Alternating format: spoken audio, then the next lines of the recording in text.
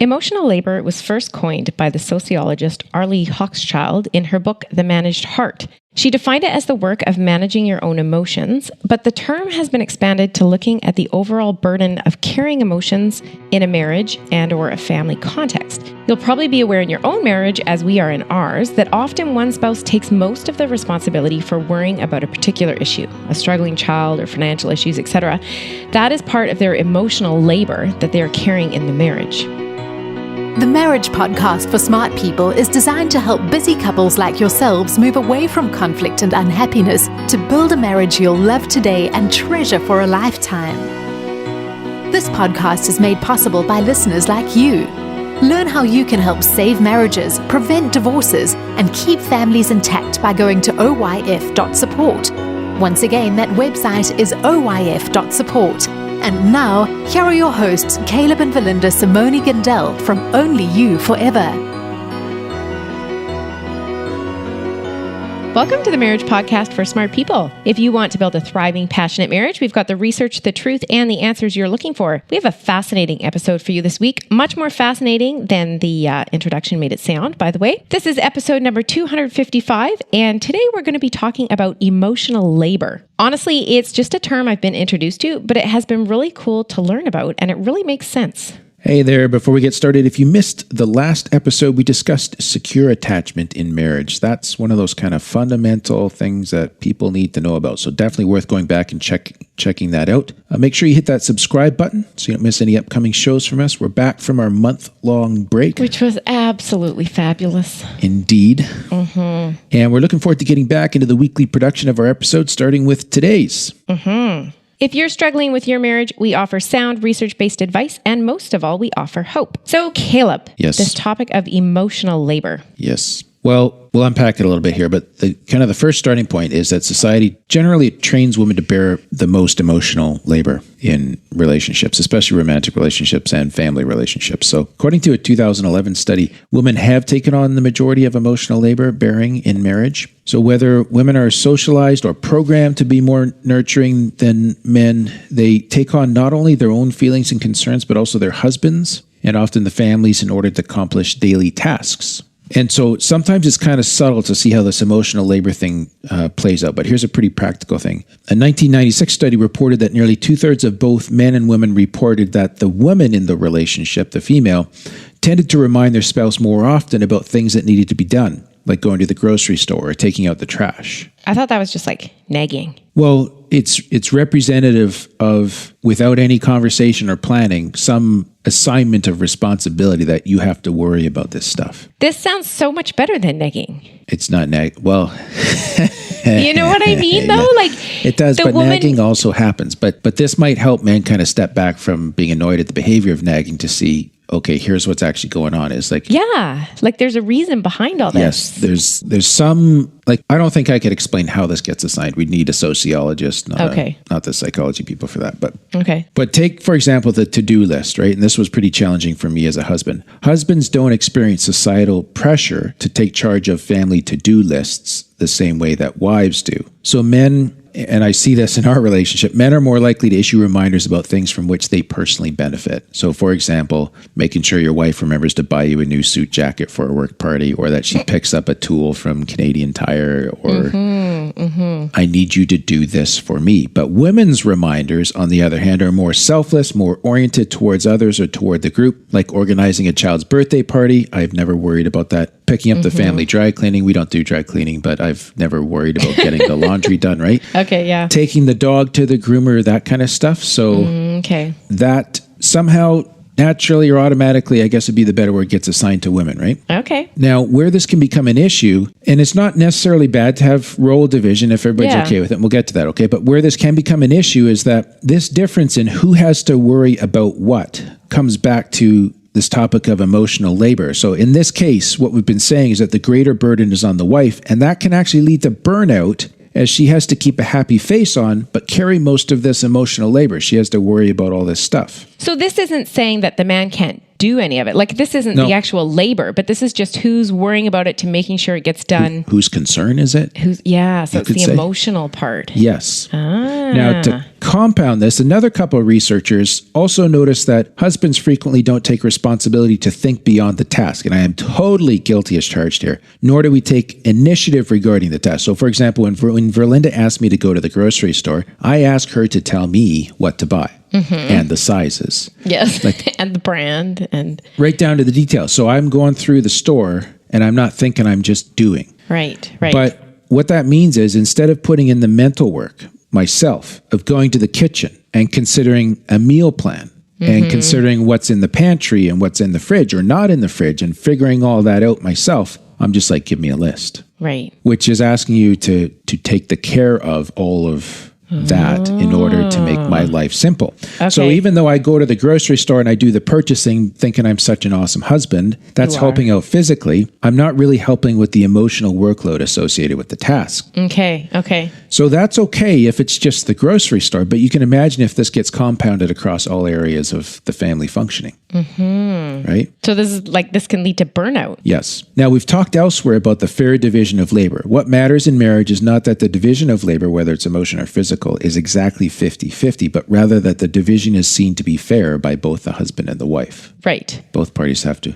Right. Because I agree with that, though, because if you are carrying the emotional burden of the business or job or something like... So maybe we've split it all out. So we actually have a perceived fairness of shared emotional burden. Right. That's okay. Right. But it's just taking the time to think about it and... Yeah. But on the other hand, and I'm going to kind of stereotype a traditional marriage here. If I'm like, I go to work and work is just kind of whatever, I do my thing, I check my boxes, I come home, and then everything that happens outside of work is not my problem because I'm the breadwinner. Oh, that's just stuck up. Not that we would be judgmental towards people who prefer that kind of marriage. Not at all. No. But what that's essentially doing, this is why your wife might be exhausted and complaining, and you're like, I have to work my tail off. What's her problem? It may be because we're not recognizing the emotional labor involved in what our wife has assigned to her, because it can be exhausting to take care of all those moving parts and her have to do that entirely. And all you do is got to show up and be friendly at all these events. So even if it looks like the labor is more 50-50, like, okay, well, I come home from work, we both come home from work, I make dinner. Yes. But if the responsibility is on her to make sure the food's in the house, what they're having, she's still carrying that emotional labor, even though the physical labor might be divvied up. So do we have a fair divisions of the concerns of the family and marriage? Oh, this is interesting. It is very interesting, isn't it? Yeah. So like you said, that can lead to burnout. It might feel unfair. It could create resentment. Even though both spouses are busy in the physical sense of doing things, like the guy might mow the lawn, he might actually take out the garbage, he might run to the grocery store to pick up stuff on the way home or just do it anyways. Or but she might be like, okay, the lawn needs mowed this day because we have a party the next day. If she's had to organize all of that and... Okay. So definitely something you want to have a discussion with your spouse about, right? And because this is a subject that requires us to step back and reflect, then we created a worksheet for our Patreon supporters that helps them to take a step back and reflect on the emotional contribution that you are making to your marriage. It'll help you understand what you bring to the marriage and what you need from it in these terms, so that both of you can discuss and refine the balance of emotional labor in your marriage. If you're not a patron, you can get this worksheet as well by becoming a patron of the Marriage Podcast for Smart People. And we'll take a quick 60-second break here to tell you more about that. What happens when the fairy tale marriage meets reality? Too often, high expectations lead to disappointment, communication breaks down, and the struggles of day-to-day life become overwhelming, leaving you feeling lost and without hope. Unfortunately, marriage does not come with an instruction manual.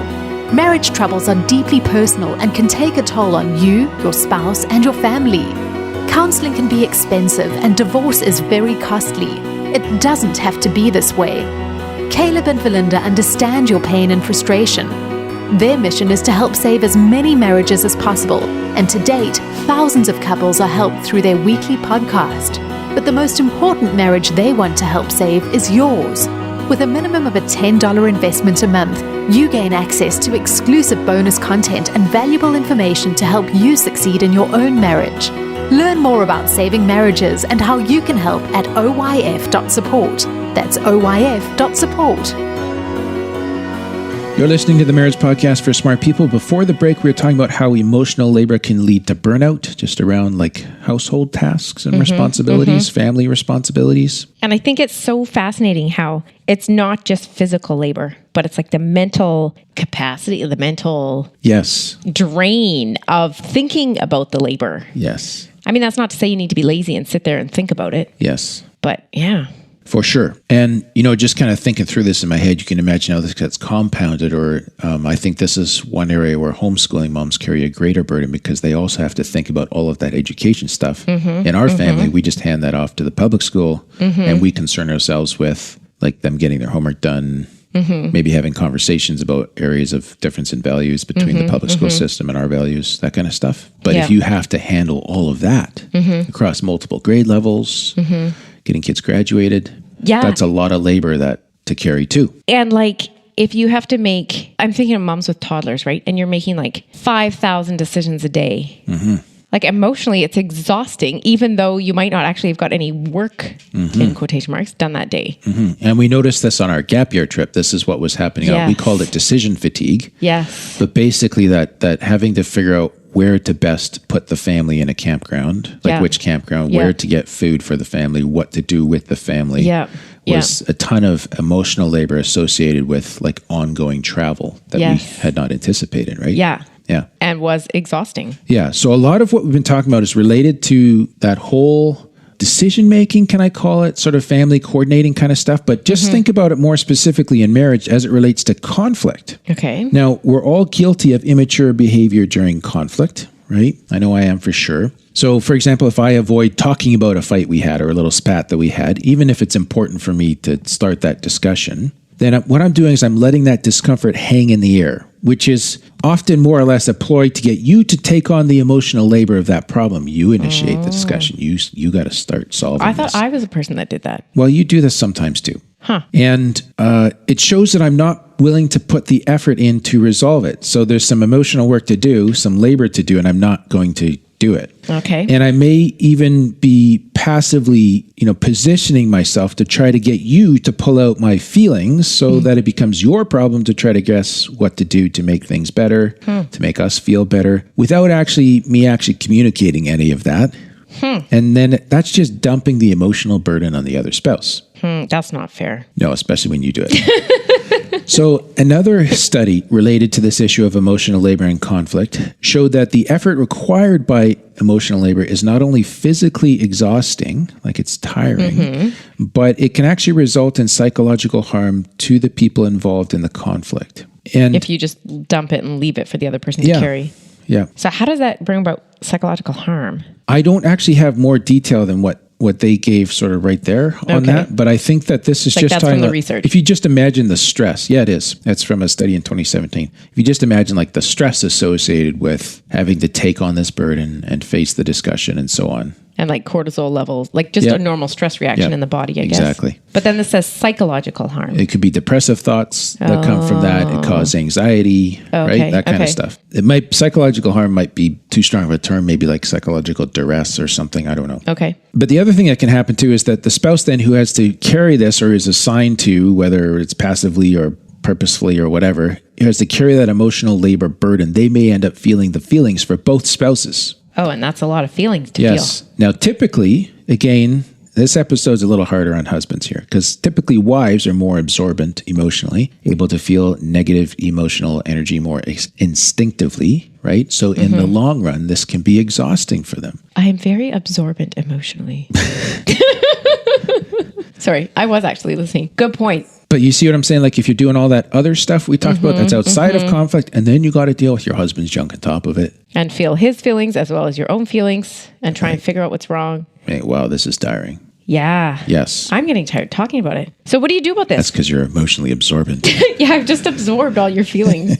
Well, if you're the person dumping your emotional burden on your spouse due to conflict between you, I would suggest you should at least be open to your spouse trying to help you. What do you mean? Well, sometimes, we kind of push off by acting gruff or distant or that thing. But if you put down your spouse's offers to help or suggestions about solutions, or you're just taking your bad mood out on the other person, then you're really sending the signal that you're not interested in processing what happened or processing what you feel. And you're just looking to take your feelings out on your dear wife or husband, as the case may be. It's like, and that's going to have a distancing effect in your marriage. It pushes your spouse away. But you have to know that it's not just that you're frustrated and whatevs, but it's actually going to exhaust and deplete your spouse, both physically and psychologically. Okay. So it's not like if we don't talk about it, it's like nothing's happening. Yeah, it's Something not like you're just having a moment and that's all there is. Yeah. It's like this is costing something. So to create a strong relationship, one of the things that becomes important to do is to figure out how to tackle these issues together, how to have those discussions. And it becomes important to share the emotional burden, even of the conflict that occurs between you. So it's not always one person's problem to figure it out or solve it, but that you actually join in solving these things, right? Okay. And so here's 3 key points for sharing emotional labor in marriage, taken from a 2019 article by Friday, I think is how you would pronounce that. The first thing is to understand that the labor is necessary. So a relationship without some aspect of emotional labor can't be a healthy relationship. It's just part of being in a meaningful relationship that you're going to have some burden and you're going to have to sort things out every once in a while. Okay, but I mean, this goes for single too, right? You're still going to have emotional labor. With a good friend. It's not like being married creates this labor. No. Okay. No. Like, for example, if you're expecting that you can have emotional outbursts of anger and that it's up to your spouse to regulate and solve the problems for you when you're upset, that's going to be very exhausting on your spouse, right? Especially if it's common. But the better approach is to understand that a good marriage does require some hard work. And part of that hard work is what we're calling emotional labor. It means taking responsibility for your own emotions, being willing to do the work necessary to resolve the conflict. It's kind of like, okay, this is what happens. Let's just embrace it and deal with it. Right. This is part of the labor required to create something beautiful. Right. And so just kind of that basic acceptance. It doesn't mean that you guys are messed up or flawed or whatever. This is just... And I kind of wonder sometimes if it seems scary, so you just kind of push it off on the other person. Yeah, absolutely. Yeah. But just like if you wanted to create a beautiful garden, there's going to be a lot of digging and moving dirt and planting and pulling and whatever, right? Yeah. So it takes some sweat. And I think that we need to know it's going to take some emotional sweat. So let's share the sweat. Yes. Now, the second thing is, well... That doesn't quite have the right ring to it. We'll work on our metaphors afterwards. The second part is learning to listen instead of defending. So part of the work of emotional labor is being willing to listen to your spouse's feedback regarding things that you aren't doing a great job of or doing a great job at. Okay. It's particularly important for husbands, although some wives struggle with the same thing, with being willing to receive that feedback. It's easy to hear that kind of feedback as an attack, and it can poke a hole in or at your ego, right? And so you just push back for that reason. That's where, you might be right comes into play. Well, you might be right. But when you're willing to consider the emotional issue that your spouse is presenting and are willing to be open to and invite her to share her perspective with you, that's sending a clear signal that you're willing to share in the emotional labor of the challenge that's facing you. So tell me how I'm contributing to this problem. Is me saying... Said no husband ever. Well, maybe they could start. That's a good idea. Sorry. Yes. Not to throw you under the bus. Like, you might do that, I'm sure. I'm sorry. I've told you that I would own my part in stuff. You're just going to throw me under like that? Yeah. And leave it there, like leave it hanging? No, I can't even remember what you just said. No, that's funny. How did I throw you under the bus? You said no husband ever when I'm like... Oh, tell me how I can help you. Okay, maybe not in those words, but in the words that make sense to you. Right. No, that's not even what I said, Verlinda. I forget. I can't even remember. But let's just go with this, okay? Because I think there's still a bit of a gender issue because a lot of the emotional labor that wives put into their marriage is around presenting things to their husbands in a way that makes sure their husband doesn't blow up or get upset. Yeah, but I am not very good at that. Like soft start, like I know in theory that it's all good, right. But sometimes it's just easier to say exactly what you're thinking. Yes. But here's the thing though, like a soft start is important, but that's kind of going down another track than what I'm focusing on here. Like when I hear this is like when a mom's like, you know what, don't talk to your dad right now. Wait till after supper and he's got a full tummy and he's feeling more relaxed. Right? Or we got to time this. We have to wait till mom's in a good mood before we can bring this up. So it can go the other gender as well. Yes, right? yes. And I'm saying that really that shouldn't be part of marriage, right? And like in fairness, we need to be considerate about how we present a problem. But we're also saying on the receiving side of that, don't be a bear. Right. Right? This is the learning to listen instead of defend. And carry your part of the labor. Yes. Am I approachable in the terms of I'm willing to share in the emotional labor of an issue and recognize that I may have a part in the problem without automatically being defensive and so on. Okay. So just making yourself approachable by showing your wife or your husband that you're willing to listen, by learning to kind of put the brakes on the natural tendency towards defensiveness can be very helpful. Which I didn't really. And the third part is, that's all right. The third part is learning to become comfortable with vulnerability. Also tough. But one of the hardest parts of taking on emotional labor for any spouse is the vulnerability that it requires from us. And that's why I'm pushing husbands a little harder today, because part of our society's definition of what it means to be a man is to be invulnerable and to hide our negative emotions, other than anger. We're allowed to show that one, right? But when we're willing to show our sadness or our fear or our anxiety or our uncertainty, that's how we participate or join in the emotional labor of an issue. Yeah, that scares me too. Like when a guy says that to his wife about their kid that's doing some stuff. And then the wife's not feeling like she's carrying it all on her own. Yes. So or that can also happen in situations where it's conflict between the spouses too, or whether it's an outside issue with work, or whether it's a church life problem or a family problem, whatever it is, right? Instead of minimizing or dismissing these issues, when we allow ourselves to feel the struggle of the issue and share that feeling with our spouse without needing her to take on that emotion for us, then we're able to feel joined together, and there's a real unity because we're vulnerable, we're sharing together in that moment. And that's how even things like life challenges can bring a couple together. It's because you're vulnerable and then you join in the emotional labor. So, if your spouse says something and you're like, oh, don't worry, it'll be okay. That's kind of dismissing it and pushing back and saying, no, that emotional labor you can just carry. Yes, it can be. There are points in time when we do need to reassure our spouses, but most of the time, we don't want them to have their bad feelings. Yeah. And we think that by having that kind of response, they'll stop having their bad feelings. But really, we're just saying, you carry all of that. Because I think it's going to be okay. Because I don't want to acknowledge it or whatever, right? But when you come together to acknowledge it and put it on the table and you both look at it and it's uncomfortable, but you're doing it, then you're together. You're sharing the emotional labor. Yeah. So even while something difficult's happening, you're feeling joined. It's a beautiful thing, right? Yeah. Okay. Doesn't mean so that even when you can't solve someone, you're still walking with someone through it, not alone. It's got to be half the purpose of marriage, isn't it? I don't know. I don't know, percentage but it's a nice but bonus anyways. Yes. Yeah.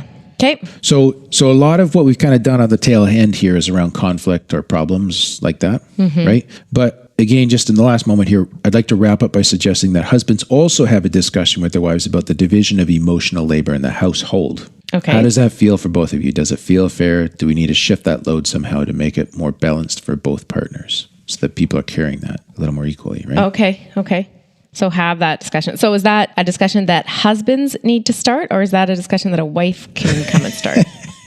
Definitely on the wife. That's her emotional labor that she needs to carry. No, but maybe I didn't even mean that. But what if the wife? What if the husband's not listening? That's the satire of the irony of the situation, right? Is like the person who's going to initiate this conversation probably is. But then, hey, I know there's a lot of guys that listen to our show. Yeah, there are. And you might be like, oh my, and then you're also thinking, boy, if I have this discussion, I'm going to have more work to do. Well, sometimes it can be not as bad as you think, right?